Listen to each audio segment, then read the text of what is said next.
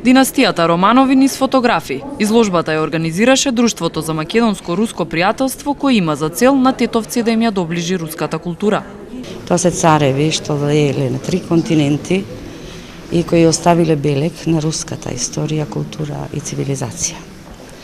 Ова го правиме со цел да ја доближиме руската култура до граѓаните на Тетово и се надевам дека овој ден ќе остави впечаток на сите присутни што се денес тука. На фотографиите беа прикажани позначајните владетели од династијата Романови, нивни портрети, како и местата во кои тие најчесто престојувале.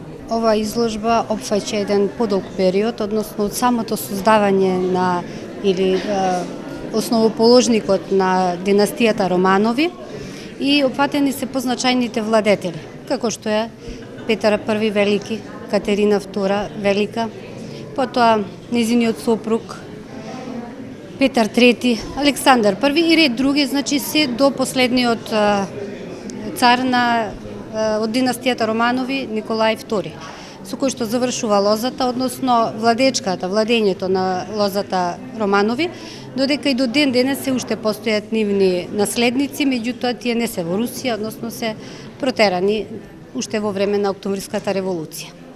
Портрети и места, односно палатите каде што тие живееле. И портрети, во главном се портретите. И може да се нагласи, а тој ќе го има и во рефератот, каде што е опфатен тој историски континуитет на династијата Романови. Последното семејство Романови, на царот Николај II, по пронаоѓањето на нивните остатоци се канонизирани, односно целото семејство се прогласени за светци маченици од православната руска црква. Последниот император на Русија Николај II и неговото семејство кои се прогласени за маченици преовладуваа на фотографиите. Во рамки на изложбата беа изведени и клавирски и соло композиции од руски автори.